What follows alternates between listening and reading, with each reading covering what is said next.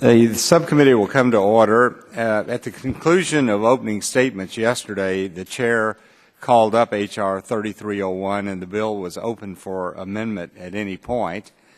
So the first question this morning would be, are there any bipartisan amendments to the bill? Seeing none, are there any amendments to the bill? The gentleman from California is recognized. Thank you, Mr. Chairman. I have an amendment at the desk, Waxman 04. Clerk will report the amendment. Amendment to H.R. 3301, offered by Mr. Waxman of California. Without objection, the reading of the amendment is dispensed with, and the gentleman is recognized for 5 minutes in support of his amendment. Mr. Chairman and my colleagues, we've been told that this bill is not about approving the Keystone XL tar sands pipeline. Unfortunately, that's exactly what the bill would do, despite its sponsor's rhetoric. This bill, H.R. 3301, establishes a new permitting process that would almost certainly assure rapid approval of every cross-border pipeline or transmission project.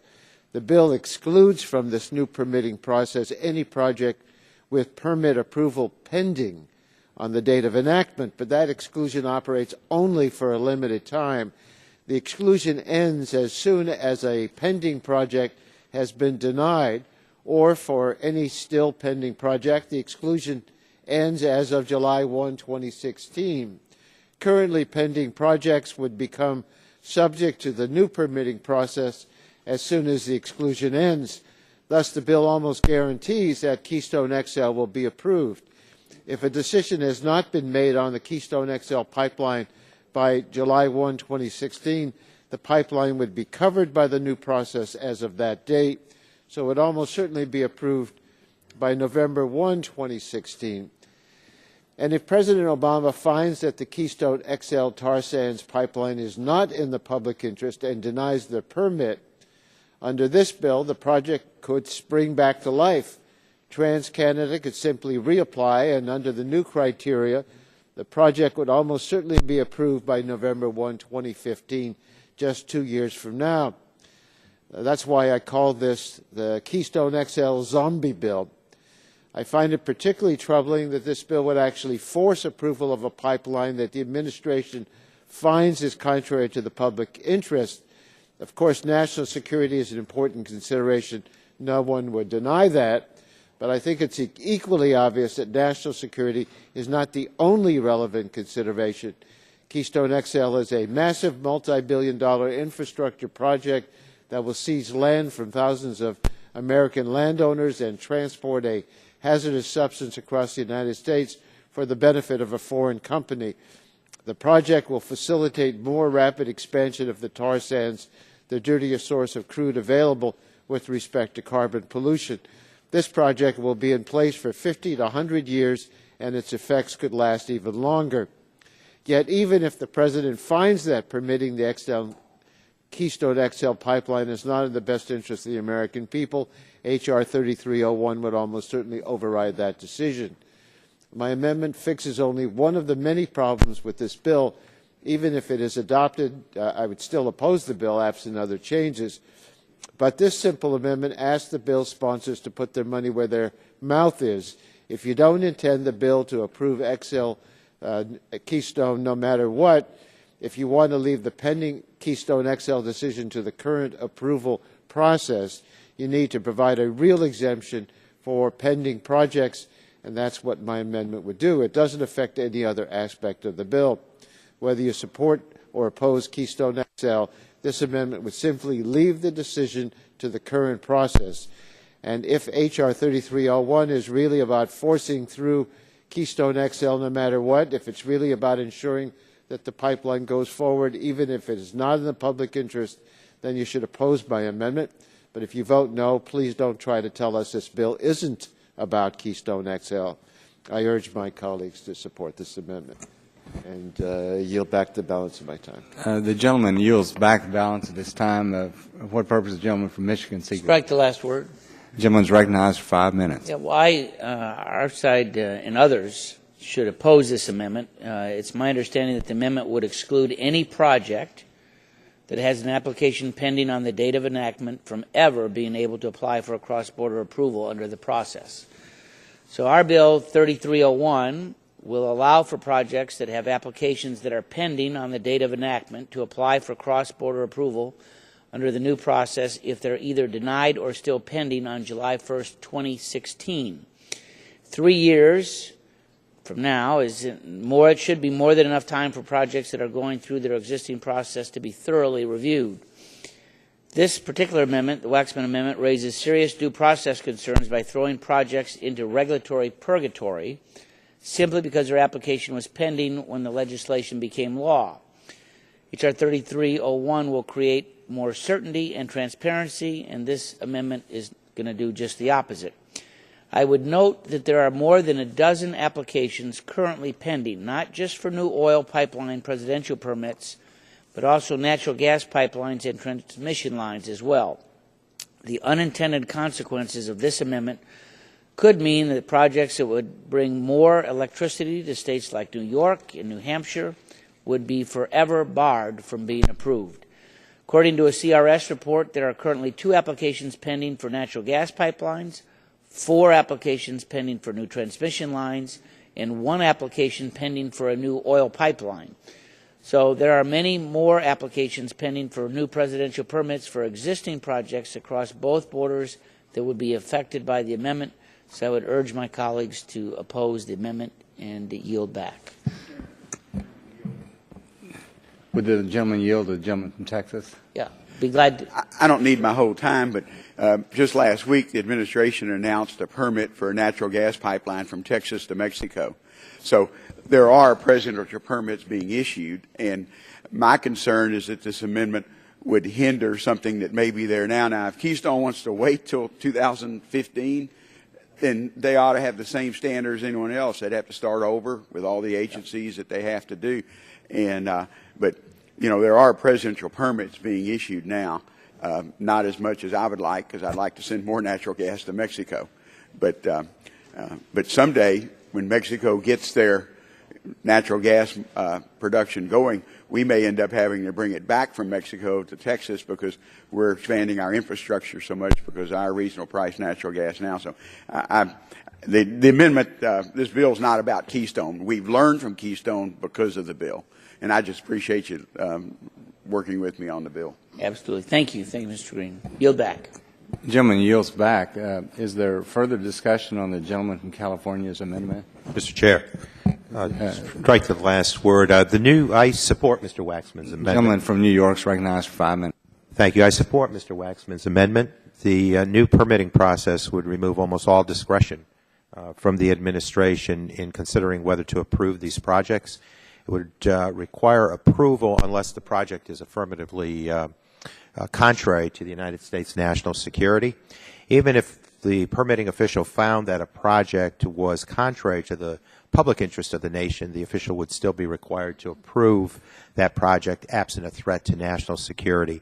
So I think this means that a vote for H.R. 3301 is a vote to basically guarantee the ultimate approval of Keystone XL pipeline. My colleagues across the aisle say that's not their intent. However, they say that they just want Congress to set up a process for approval of cross-border energy projects. If so, they should vote for Mr. Waxman's amendment and leave the Keystone XL decision alone. With that, I urge my colleagues to vote yes on the amendment. Yes, and with that, I will yield to my colleague.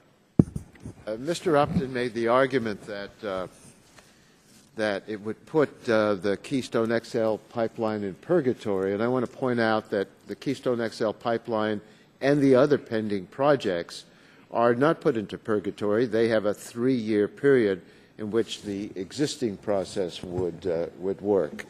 And so I wanted to point out that the argument that we are doing something to keep these projects from being considered is inaccurate. Thank you for yielding. Does the gentleman yield back balance of his time? Mr. Chair, I yield back. Okay. Is there further discussion on the gentleman from California's amendment?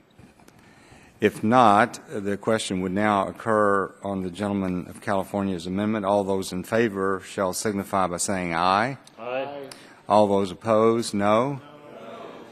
The nays appear to have it, and the amendment is not agreed to. Are there additional amendments for consideration this morning? Ms. Castor? Do you have an amendment, Ms. Castor? Would the clerk report the amendment, please? Amendment to H.R. 3301 offered by Ms. Castor of Florida.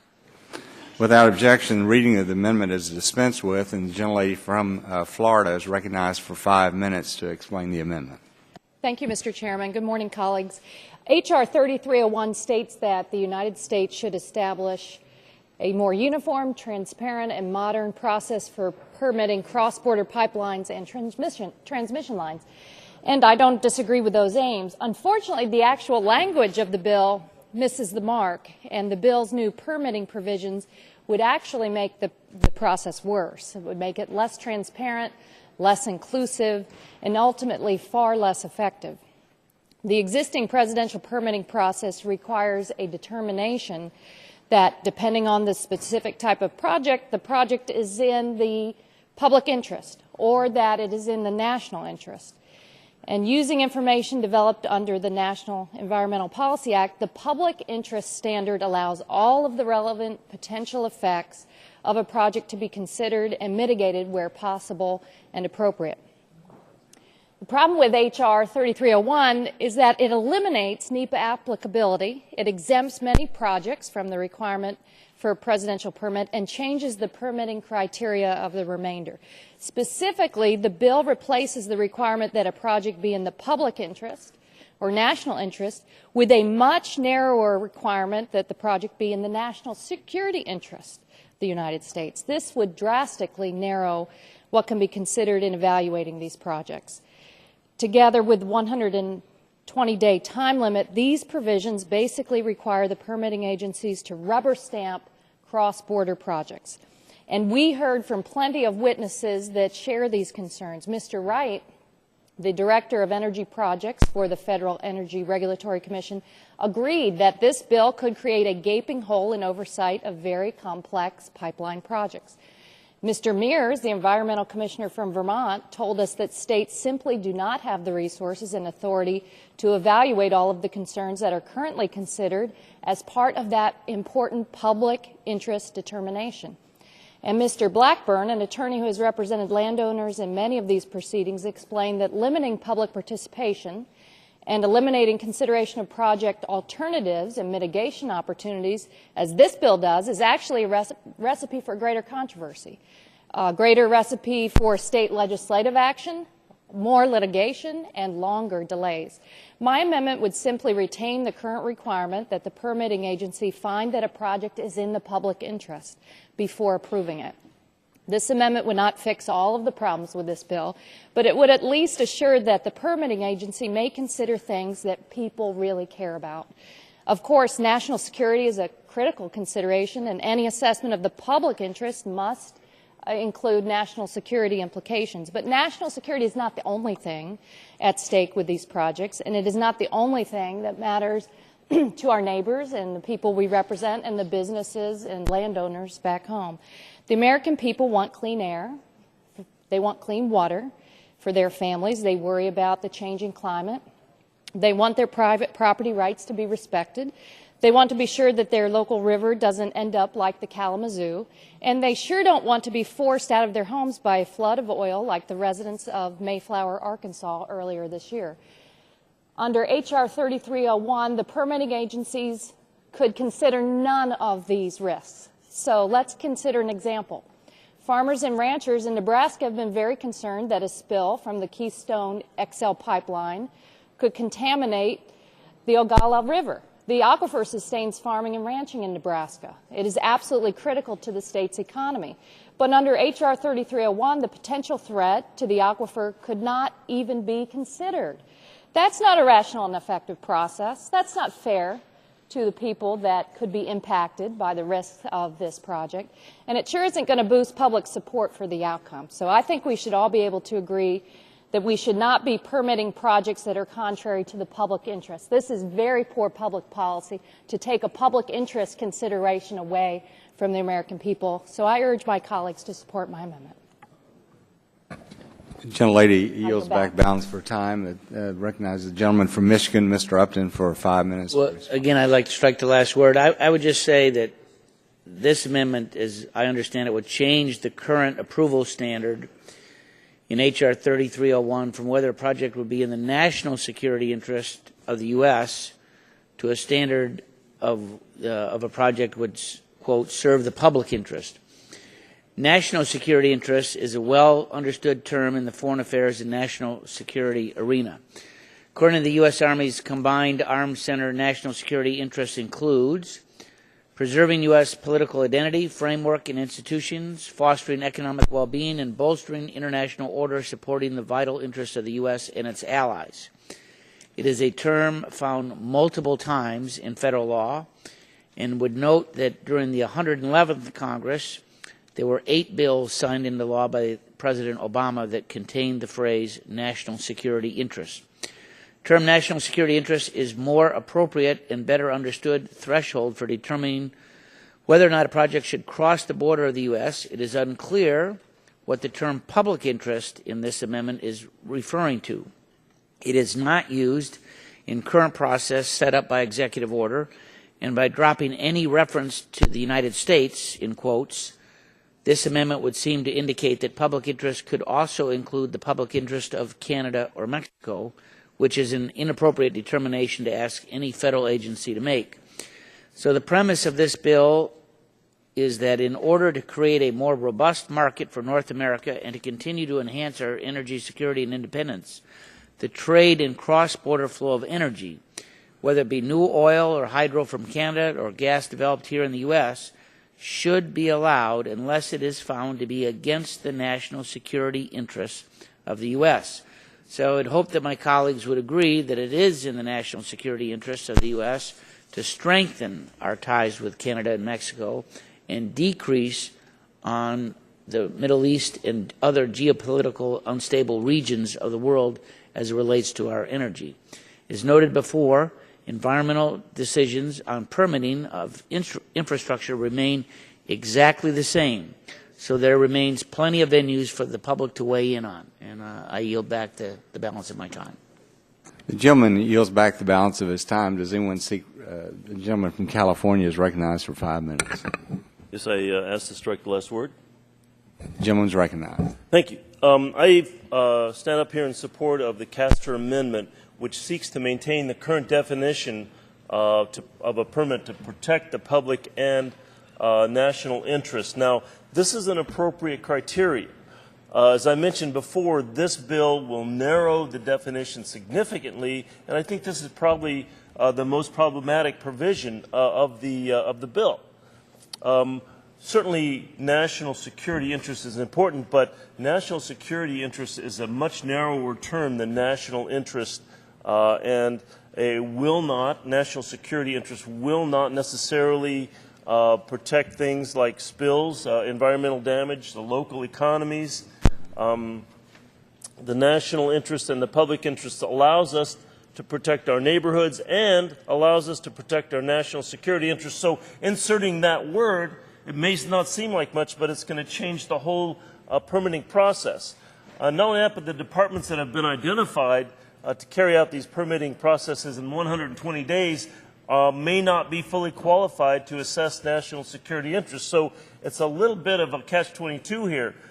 We want to go ahead and make sure that our permits take into account the relevant issues and don't narrow it down so much that not much can be done other than just giving a permit approval. So the United States, in addition, also takes advantage already of exporting our national energy resources. We have 15 operating cross-border natural gas pipelines with Canada and Mexico. We have 19 operating cross-border oil pipelines with Canada and Mexico. And I believe that this change is unnecessary. I urge my colleagues to support the Castor Amendment, and I yield back.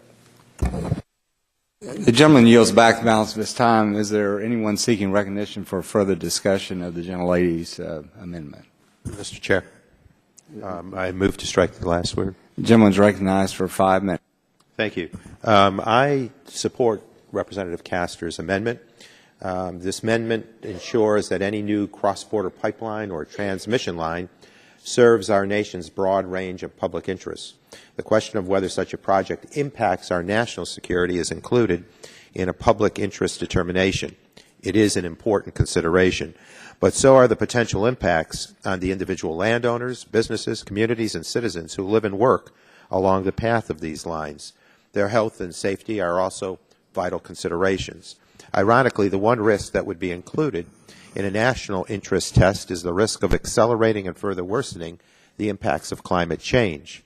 Although many here in Congress continue to deny that climate change is happening, that it presents any real threat to our people and our communities, and that we have any ability or obligation to address this threat, the Pentagon and the intelligence community take a different view. Our national defense leaders recognize that climate change is very likely to cause disruptions to food and water supplies and to undermine and destroy infrastructure here and in many countries, often those with the least ability to deal with these problems. Climate change was considered in the Pentagon's last quadrennial defense review. It is likely to appear again. Climate change was also included in the worldwide threat assessment provided to Congress by our intelligence agencies. The creation and displacement of climate refugees will burden the governments in the hardest hit regions and lead to significant instability. Our largest East Coast naval base at Norfolk, Virginia, will not be functional without massive investments because of climate-driven sea level rise. In the face of these items, the Pentagon is planning and leading efforts to address the problem and mitigate its worst impacts. So if additional cross-border pipeline or transmission projects are going to facilitate a significant long-term increase in other nations' greenhouse gas emissions, those projects could be seen as a threat to our national security. I do believe that addressing climate change is vitally important, and I think it is included in a consideration of national security. But I also believe that other social, economic, environmental, and public health considerations should be taken into account in the decision to permit these infrastructure projects. And with that, I support this amendment, and I urge my colleagues to do the same. And I will yield my remaining time to Representative Waxman. Thank you. I also support the Castor amendment. We've always had this public interest standard. And now that public interest standards are being tossed out, and the only standard is a pretty low one. The only standard is that it doesn't hurt our national security. Well, look, we're not going to have a pipeline, most likely, except to Canada or Mexico. And neither of those countries offer a national security threat to us. So we're looking out for the public interest of Canada and Mexico, but what about the public interest in the United States? That used to be under consideration. And I've heard my colleagues on the other side of the aisle argue that when there's a regulation pending, we ought to look at every possible impact of that regulation. What is it going to mean to jobs? What is it going to mean to the economy? What is it going to mean to the increase in poverty? But here, when it comes to a pipeline, we won't even allow the consideration of American public interest. And let me give you some examples of what American public interest will not be under consideration. This would prevent federal agencies from even considering whether the potential effect of the project might have an adverse impact on communities and landowners on the project's route. Why can't we look at that when we're approving a pipeline? We would look at it when approving a pipeline within the United States, but we ought to look at it as well, even if the pipeline is coming from another country. It's a transboundary pipeline. We wouldn't even be able to look or consider the potential impacts on the energy markets here in the United States. Well, that seems to me like a worthwhile thing to consider and not to be put over on the side, not even to be reviewed when we're deciding to permit this project. We'd no longer be able to consider the safety of a pipeline. Just because it came from Mexico or Canada shouldn't preclude us from looking at the safety of the pipeline here in the United States. And we wouldn't be able to look at the potential impacts on the local environment or the global climate, although our colleague Mr. Tonko just made a good argument that he still thinks the climate issue might be under consideration because it could affect our national security. But why shouldn't it be under consideration here in the United States? Why would we want to permit huge new projects that cross our borders without examining these fundamental issues? I think that would be irresponsible. The bill basically takes the approach that we're going to rubber stamp any project based on an extremely narrow standard and incomplete information. So I strongly support the Castor amendment. Gentleman's time has expired. This time recognize the gentleman from Texas, Mr. Green, for 5 minutes. Thank you, Mr. Chairman, and I rise to oppose the Castor amendment. The purpose of our legislation does not impact whether we import the oil sands products. It's coming now by truck and cars and rail. To bring climate change in on this, maybe we ought to have, if we're going to apply that, maybe we ought to provide it to the other modes of transportation. And that may be the intent. But the Congress has not done that. We tried it when we were in the majority, and I would like Congress to address climate change. But to come after and use a way to move a product was by pipeline, which I would argue is probably safer than moving it by train or even by truck if you're dealing with climate change. That crude oil is already coming to our country. There are 100-car trains, I no telling how big they are, bringing it literally to the Gulf Coast right now. I've been told by my railroad workers. So this amendment doesn't, to bring climate change into the argument. We have a free trade agreement with Canada. That oil sands is coming in now. Why would we make it more difficult to put it on a safer way to bring that product here that's going to get here one way or the other? And this bill, no matter what we do with this bill, will not stop what's happening now. So I make the argument that pipelines are inherently safer. Granted, they will move a lot more product, but we will end up moving that product to the Gulf Coast refineries, and we're doing it now. And it's much safer by doing it by pipeline. And again, this bill does not touch Keystone.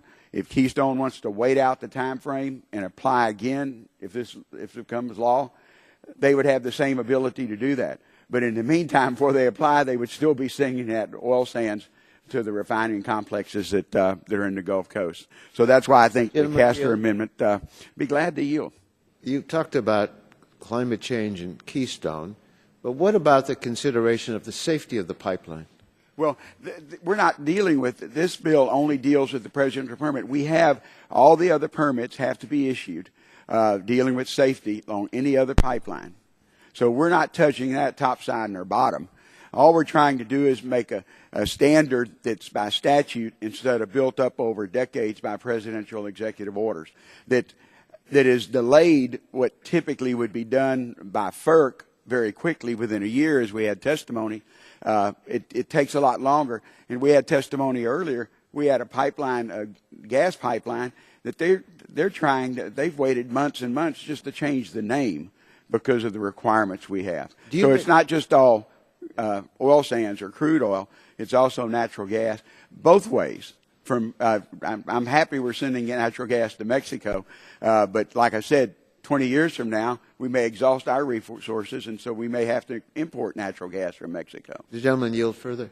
I'll continue to yield. For decades, the federal government did have the standard of looking at the broadly in the national interest or public interest before approving these pipelines, and this bill would toss out that standard and put in a narrower one.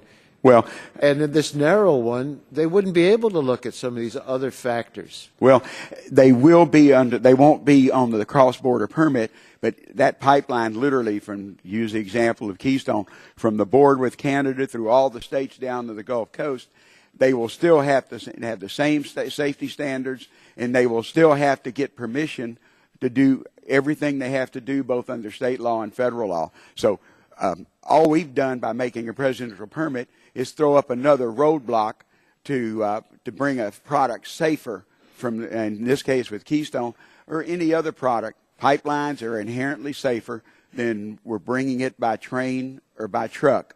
Why would we not do that? I would much rather have an LNG pipeline than I would have an LNG 18-wheeler on the road. We're going to have them, though, but we can limit them by putting them in safer modality as pipelines. And that's the reason the bill's here. We have an artificial presidential permit system that, with the free trade countries in Mexico and Canada, why are we putting it there? You can bring that product in by a less safer way. Why would we not want to make it safer? Gentlemen, yield back further. my time. Would you yield to me further? Just Sure, for my 12 seconds. Well, 12 seconds is to point out that the only reason we don't have a domestic permitting of oil pipelines, but we do have a public interest when a transnational one, and that gives us the ability to look at these other factors that I think are important. But we disagree. In response, we have a free trade agreement with Canada. We have a free trade agreement with Mexico. If that product can come in under that free trade agreement, all we're saying is let's punish pipelines and not punish someone who's bringing in crude oil, whether it be from Canada or Mexico, and I think that's wrong. Gentleman's time has expired. I would recognize myself for 5 minutes just to make a comment. I would want to emphasize that there is nothing in this bill that exempts a project from complying with any applicable federal or state environmental laws or regulations. And I might also add the gentleman from California did raise the issue of economic well-being.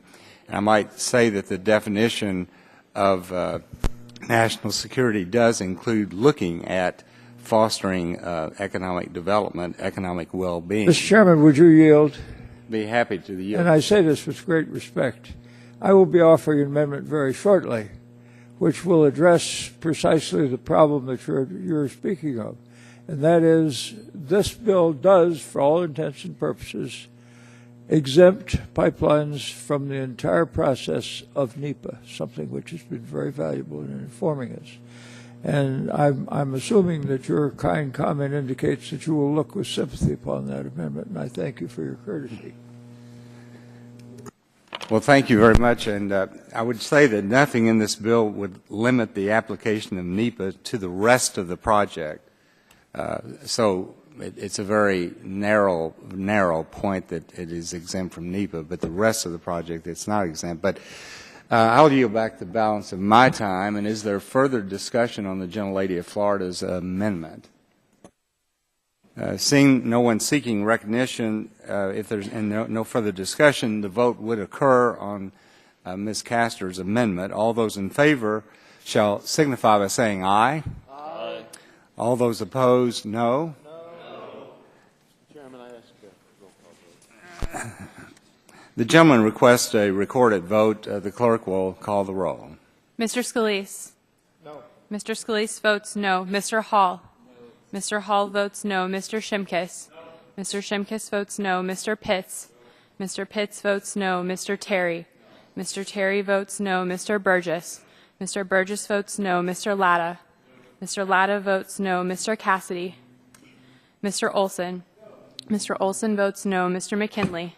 Mr. McKinley votes no. Mr. Gardner? Mr. Gardner votes no. Mr. Pompeo? Mr. Pompeo votes no. Mr. Kinzinger? Mr. Kinzinger votes no. Mr. Griffith? Mr. Griffith votes no. Mr. Barton? Mr. Barton votes no. Chairman Upton? No.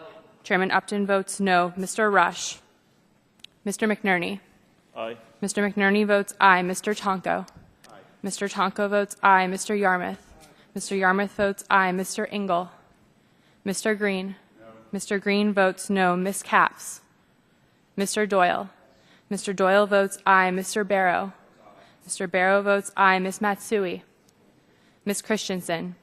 Ms. Christensen votes aye. Ms. Castor? Ms. Castor votes aye. Mr. Waxman? Aye. Mr. Waxman votes aye. Chairman Whitfield? No. Chairman Whitfield votes no.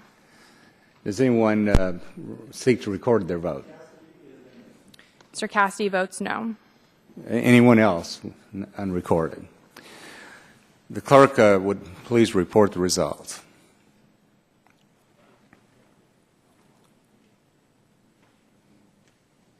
Mr. Chairman, on that vote, there were 8 ayes and 18 nays.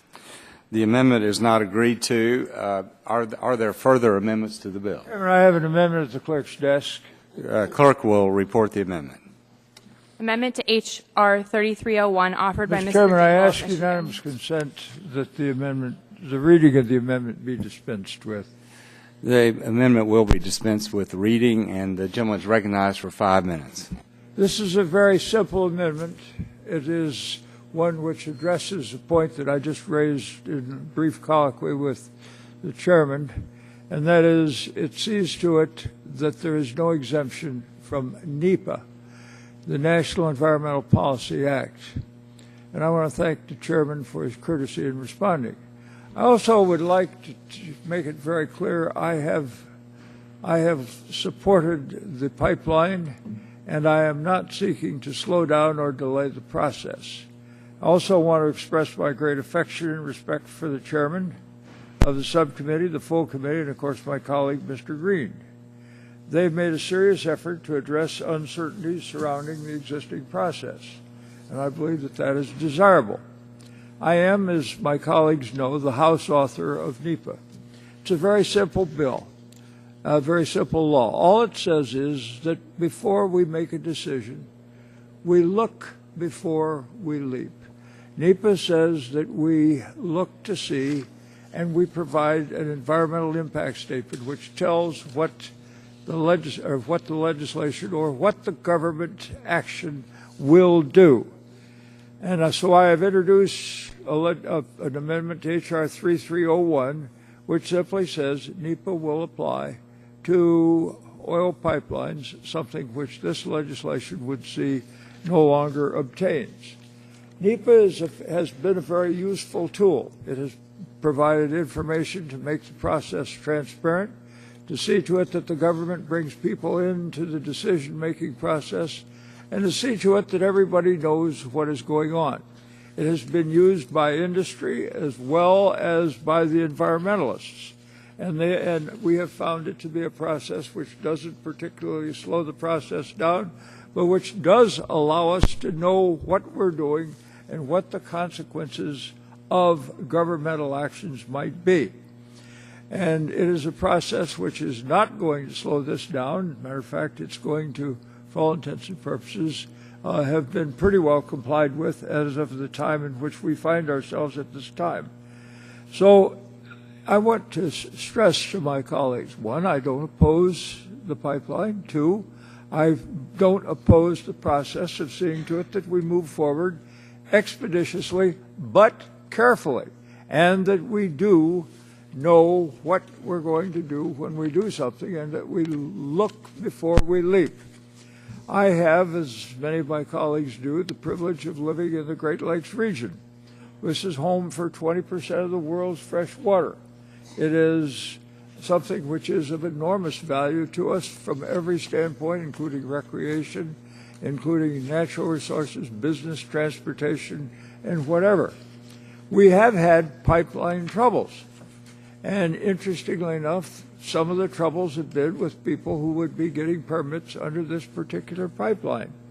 Not too long ago, we had one which impacted the district of both my good friend, the chairman of the committee, and I. And we had an oil pipeline that leaked approximately 1 million gallons down 35 miles of the Kalamazoo River in an area affecting the district of my good friend, Mr. Upton. It also affected my district.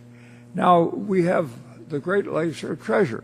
If we do this badly and there is a leak which comes from a pipeline or some kind of calamity of an oil pipeline, the result will be disastrous for the Great Lakes.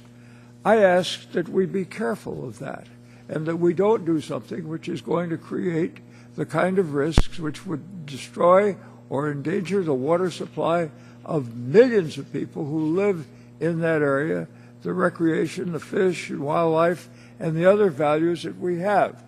I believe that the amendment will not hurt the legislation. It is my expectation that it can be dealt with in a way which will not delay the process, because it would probably only apply to areas involving one state. And this will enable everyone in the permitting process, whatever it might happen to be that they have, federal, state, or local, to know what we are doing and how it's going to impact us. And whether, in point of fact, the pipeline which is being built, moving huge amounts of heavy oil, will, in point of fact, be a danger or will be an economic asset and a benefit to the country. So I urge my colleagues to adopt the amendment. It is offered in good faith, and it is offered by someone who is not hostile to the construction of the pipeline that we are discussing now. It's something which will simply enable us to know what is going on as we go about this process, and I thank you for your recognition. Gentleman's time has expired. Gentleman from Michigan is recognized for 5 minutes. Strike the last word, and I would just, I appreciate the gentleman's comments. I'd like to make a couple of points, and my conclusion in my remarks would be to ask that the gentleman withdraw his amendment. Perhaps we can work together, maybe not completely satisfy everything within this amendment, but I know that we're going to have a couple of weeks before we get to full committee markup. And Mr. Green and I are working on a manager's amendment that's not done yet, and I would like to sit down with the gentleman from Michigan and just walk him through exactly what we do, and maybe we can have some clarifications as part of our manager's amendment. I would note a couple of things, that the bill's NEPA waiver, we've narrowly tailored it, expressly applying it only to the 120-day cross-border approval of the project at the national boundary of the U.S. Nothing in the bill is going to limit the application of NEPA to the rest of the project. Other laws that are certainly applicable to cross-border energy projects include the Endangered Species Act, the Clean Water Act, the Rivers and Harbors Act, the National Historic Preservation Act, the Migratory Bird Treaty Act, the Clean Air Act, the Archaeological Resources Protection Act, Safe Drinking Water Act, CERCLA, Pipeline Safety, Wild and Scenic Rivers, National Parks and Recreation, Fish and Wildlife Act. And would note when Secretary Moniz testified here a few months ago, he indicated that decoupling NEPA from the export commodity was something that he wanted to see happen, and we don't interfere with that. So I think, in essence, we're somewhat on the same page, certainly within the same chapter. And maybe if we can work with you, Mr. Dingle, and Would the gentleman yield? clarify this, we may have some satisfaction. And Would the gentleman yield? I'd be glad to yield. I thank the gentleman, and again, I express my great respect for the chairman of the committee. I will ask unanimous consent to withdraw the amendment, and will work with the chair. I hope that the staff will provide us the necessary assistance of the full committee in working with me and my staff so that we can do this. I would observe that this is not just an exemption of this particular pipeline from NEPA, but it is an exemption of all pipelines from NEPA in similar situations. That imposes a significant danger. So it's not because I'm the author of that legislation, it is because NEPA has enabled us to know what we're doing. And as I've always said, we look before we leap. So with great trust and respect for the gentleman, I ask unanimous consent we withdraw the amendment, and I will proceed to work with the gentleman to try and see to it that we get this to the point where we can have something that we can support. Great. The gentleman withdraws his amendment, and the gentleman from Michigan yields back the balance of his time. For what purpose does the gentleman from California To strike the last word. The gentleman is recognized for 5 minutes. While this amendment has been withdrawn, I just want to point out some things that I think are important to consider as you discuss the matter, because this idea of a pipeline is not just a line on a map. It's going to pass through private property, sensitive lands, aquifers, and it could transport hazardous substances that, if spilled or ignited, can cause irrevocable damage. And these pipelines are multi-billion-dollar projects, so they're going to be there for quite a while.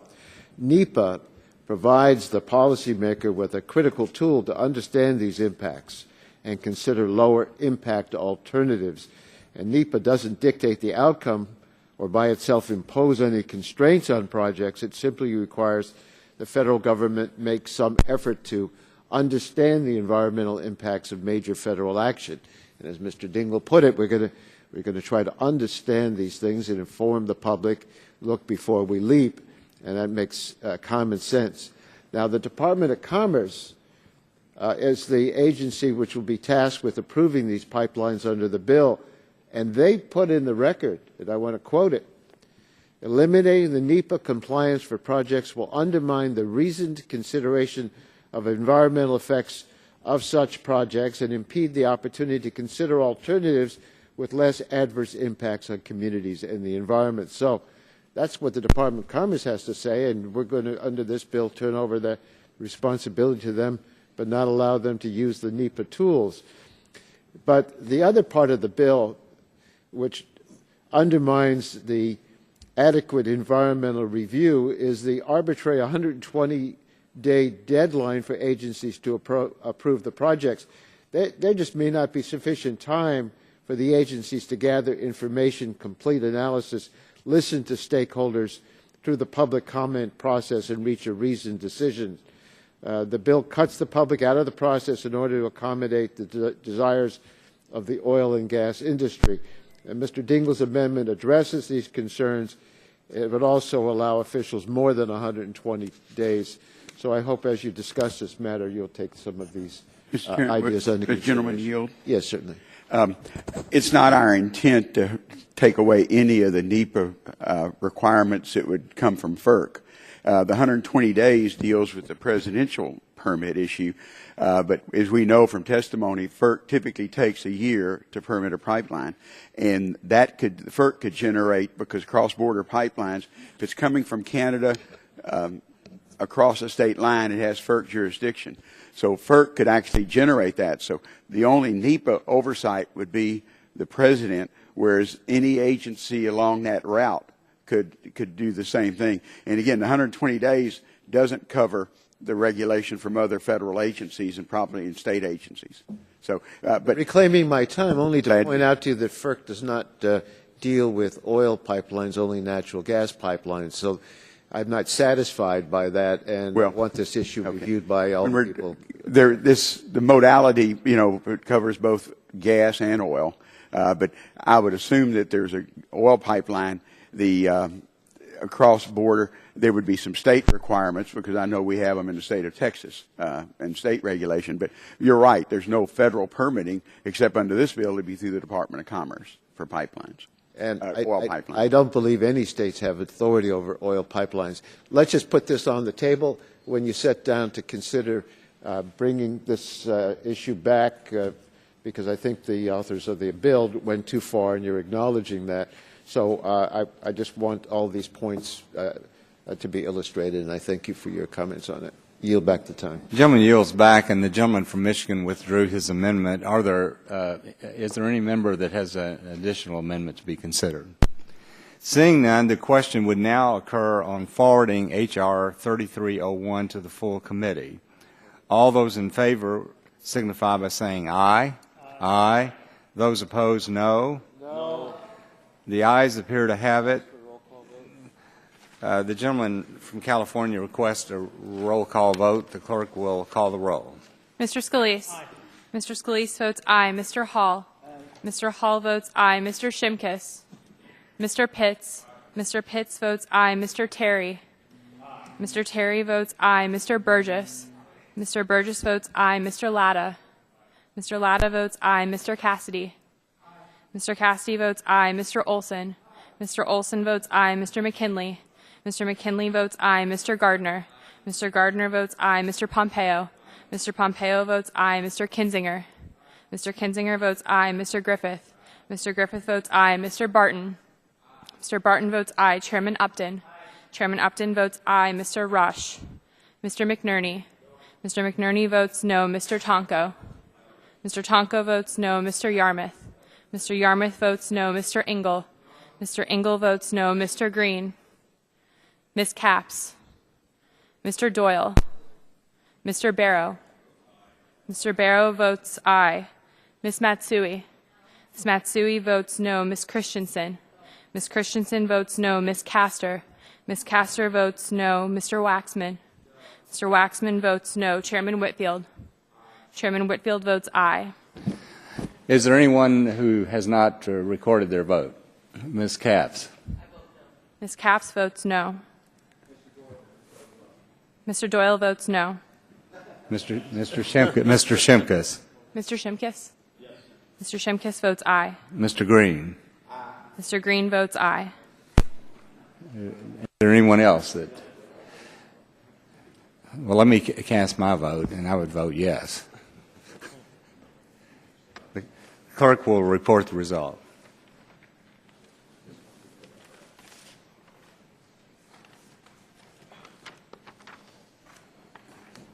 Mr. Chairman, on that vote, there were 19 ayes and 10 noes. 19 ayes and 10 noes, and the bill is agreed to.